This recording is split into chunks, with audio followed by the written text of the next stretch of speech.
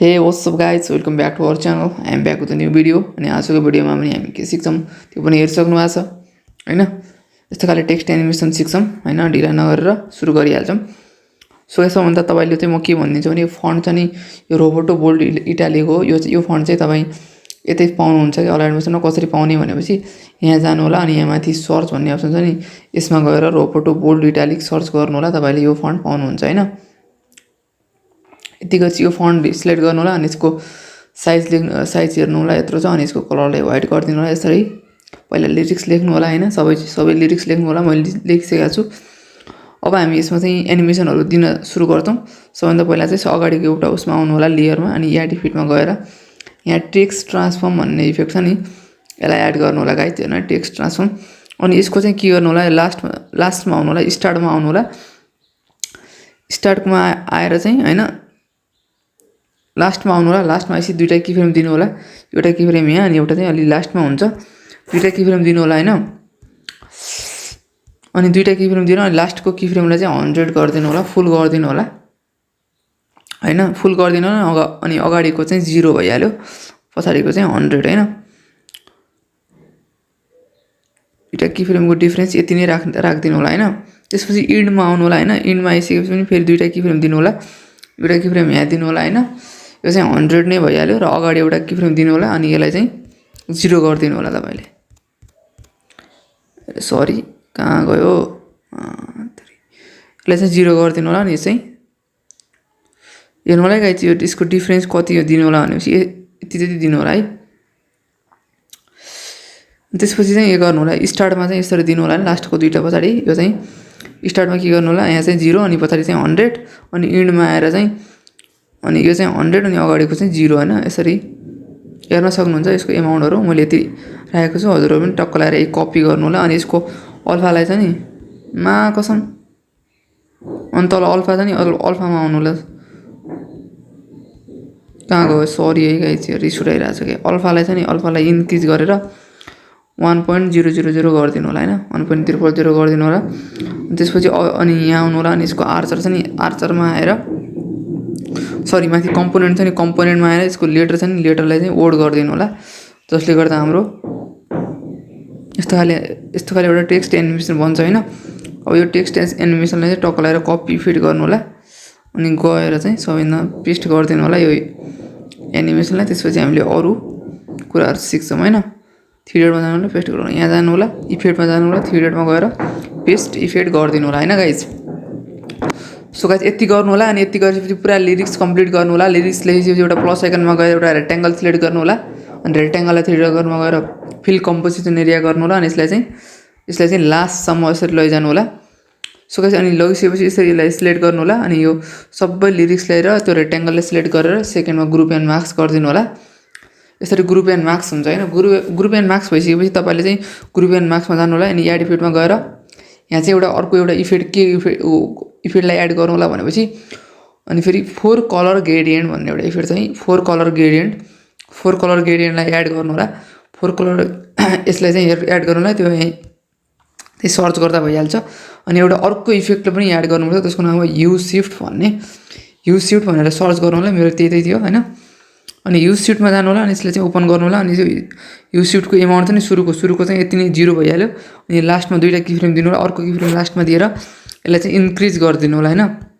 5 multiply यसको 5 into त्यति जति गरिदिनु होला के हैन। 5 इन्टु प्लस यति गर्नु होला हैन। यति गरे पुग्छ 5 भन्दा बढी गर्नु होला हैन। यति गर्नु होला 5 इन्टु हेर्नु होला यति गरिदिनु होला। यति गरिसकेपछि हाम्रो यसमा यु शिफ्ट लाग्छ हैन। सो गाइस यु शिफ्ट लाग्छ अनि यु शिफ्ट लागिसकेपछि अब के गर्नु होला यसमा जानु होला ब्लेन्डिङ एन्ड ओपेसिटीमा जानु होला हैन।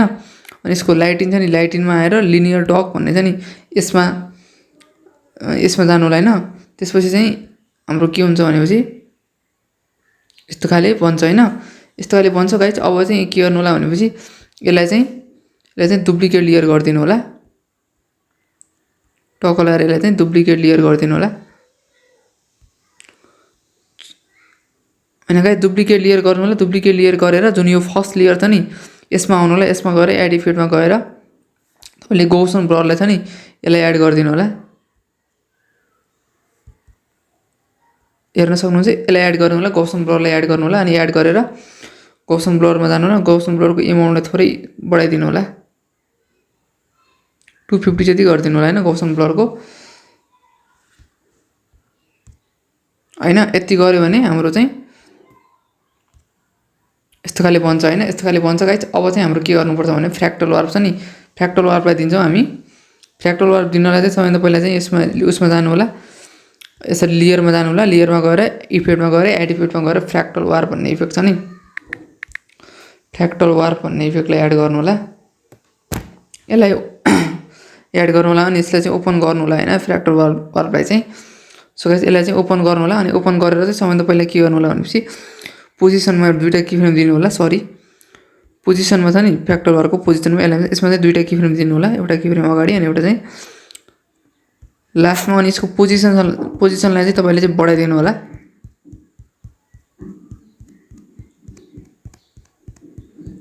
यसलाई चाहिँ बढाइदिनु होला 4-5 हजार जति गरिदिनु होला यसलाई फुल गरिदिँदा पनि हुन्छ हैन तपाईको यदि लिरिक्स लामो छ भने फुल गरिदिनु होला फुल गर्दा केही फरक पर्दैन हैन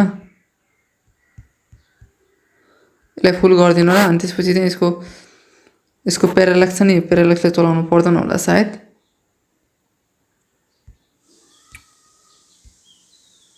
सरी गाइस सो गाइस यति गर्नु होला हैन यसलाई चाहिँ फुल गरेर यसलाई चाहिँ लास्टमा लैजानु होला अनि यसको चाहिँ म्याग्निट्युडलाई चाहिँ घटाउनु होला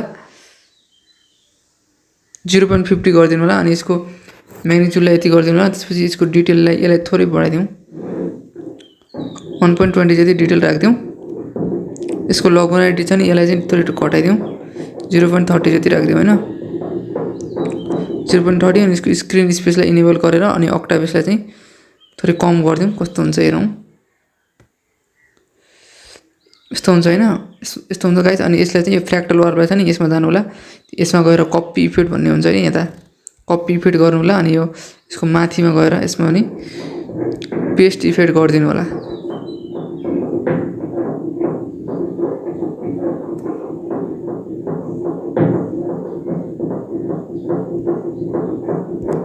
हैन यस्तो खाली बन्छ हैन हाम्रो यस्तो खाली बन्छ हैन अब यसमा चाहिँ यस्तो खाली बन्छ अब यसमा चाहिँ तपाईले एउटा ओभरलेहरु छ नि हुन्छ नि ओभरलेहरु त्यो पनि तपाईले एड गर्न सक्नुहुन्छ मसँग रहेछ भने म त्यो ओभरले तल दिदिन्छु हैन एकछिन म चेक गर्छु गाइस यसमा छैन अर्को डाउनलोडमा होला सायद